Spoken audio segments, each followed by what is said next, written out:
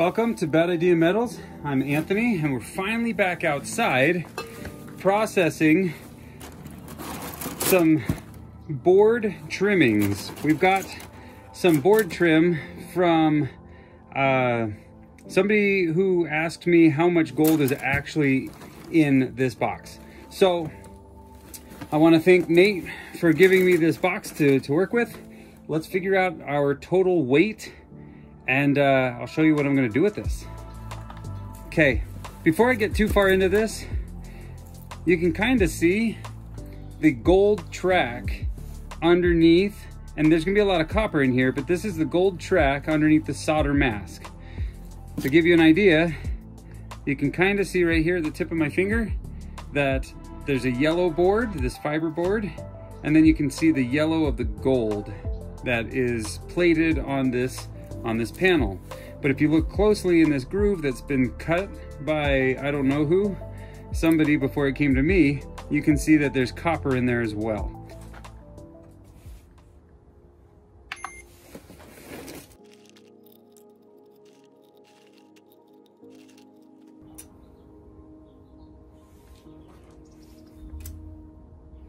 £3 pounds. So we're going to take that and save it right here.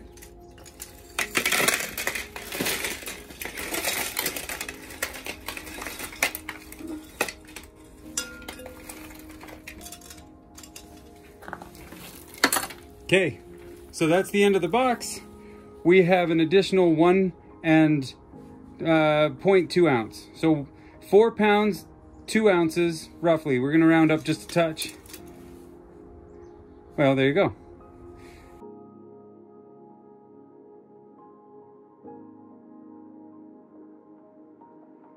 Okay, so it's taken a long time to do this. Let's go ahead and get a weight on these, but this is the trimmed fingers, or the trimmed boards, the edges, with all the traces moved into this beaker right here. So let's go ahead and weigh the waste first. Here, let's move that over to grams. So 1,530 grams, and that is just the bag of the shells. I'm calling them shells just because. How many grams are in this bag? 320 grams. That's pretty good. I've got two options. I can either do a nitric bath and try to get as much of the base material out, or I can go straight to aqua regia. And honestly, I'm gonna have to do more than one refinement anyway, so I'm thinking I'm gonna go straight to aqua regia on this.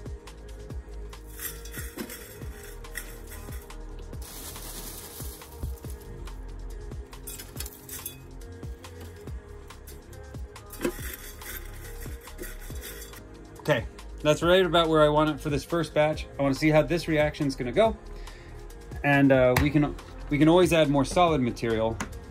So let's get our gloves on. We'll fill it up to about the 600 mark.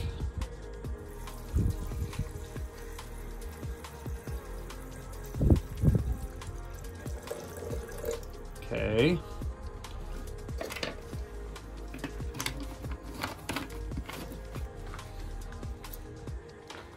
We're gonna use up the last of what we've got in this bottle here. It doesn't look like a lot, to be honest. So I'm hoping to get between the 700 and the 800 mark with what I got. I may have to go get some more.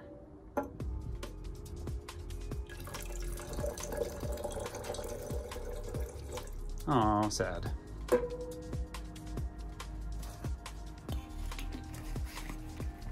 Let's go ahead and add just a little bit more.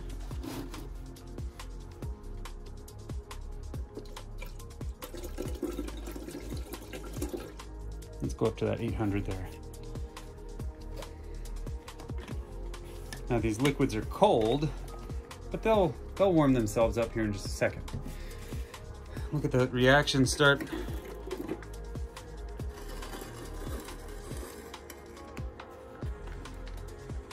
That small spill on the side of the beaker. Let's manage that. And although I have it on the hot plate, I don't know if you can see it, but it does say off. We actually don't have the reaction under any sort of energy at the moment, which is still fun to see. If I turn this up, that's going to start really churning. But let's give it just a touch of heat to get going. We are about 40 degrees Fahrenheit. 40 degrees Fahrenheit today. We may hit 50 for a February day. That's pretty nice around here. But let's get that going.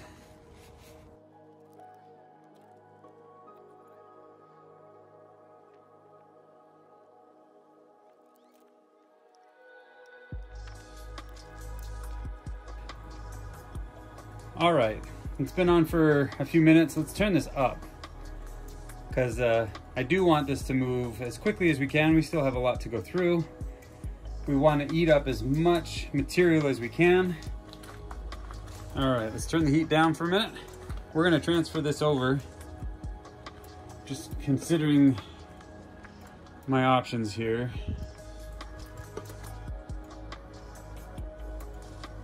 What I really have a problem is I don't have the right funnels for this job. So, you know what? We're gonna go with this smaller funnel.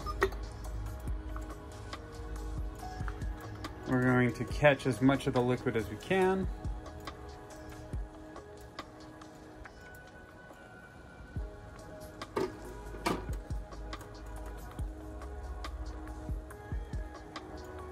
And if some solids make it over, we will survive this time. And this is gonna be a trick.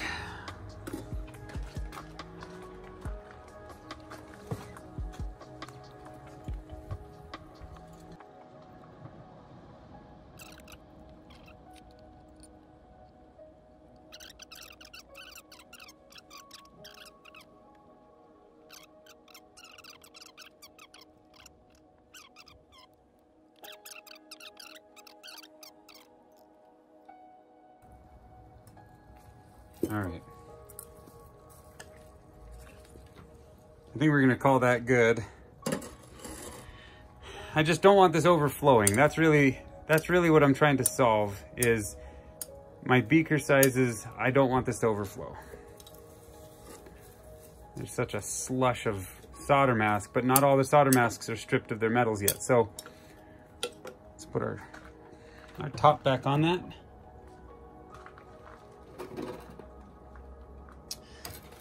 So let's go ahead and add a little bit more hydrochloric.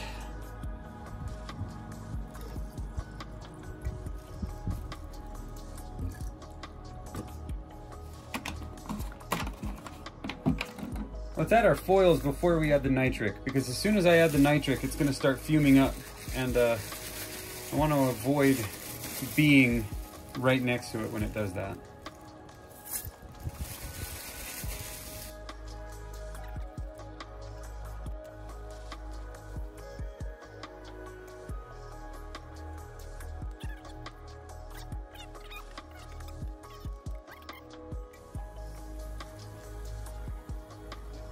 Good right there.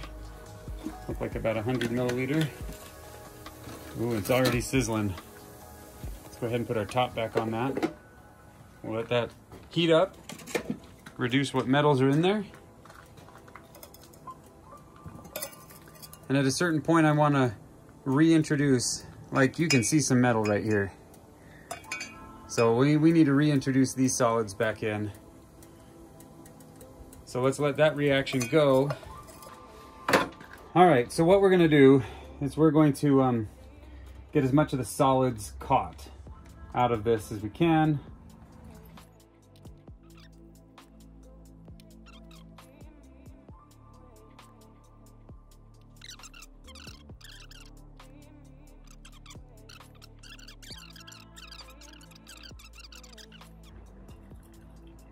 Also put this liquid in there too. There are some solids in this liquid as well. So we're gonna get this moved over, and the sun is just creeping into my space, and so this is going to get a little bit bright, maybe a little bit of a glare, but we'll survive. Carefully dump out the liquids.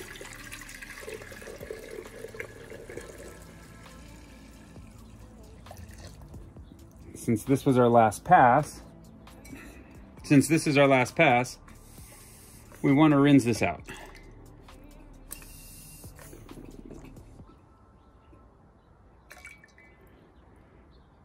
It's time for this one to get the sodium metabisulfite.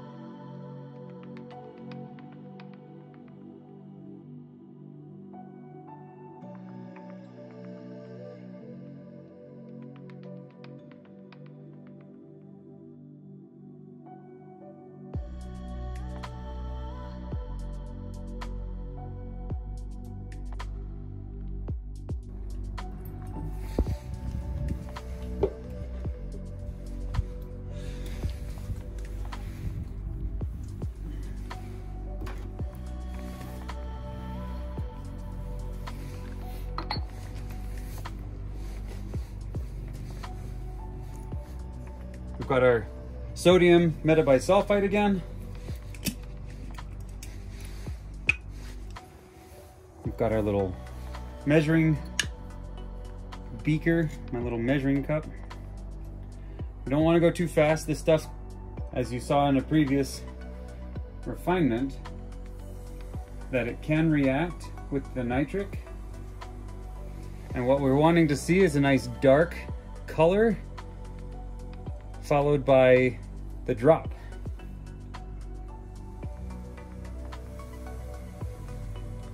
Oh, that is a nice thing to see. It is definitely reacting.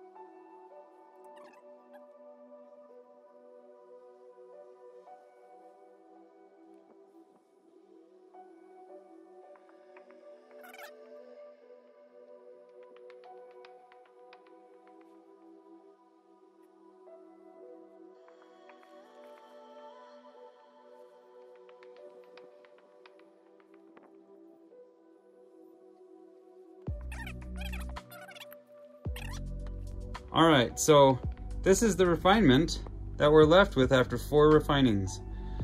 Man, this has been a process. Let me get some light on that. That's nice dark. It's not as much as it looks like. There's a cotton ball in there. And yeah, because I used the cotton ball, we can't get a weight on the powder this way. So we're gonna have to melt the button and we'll weigh that. So let's go ahead and do that.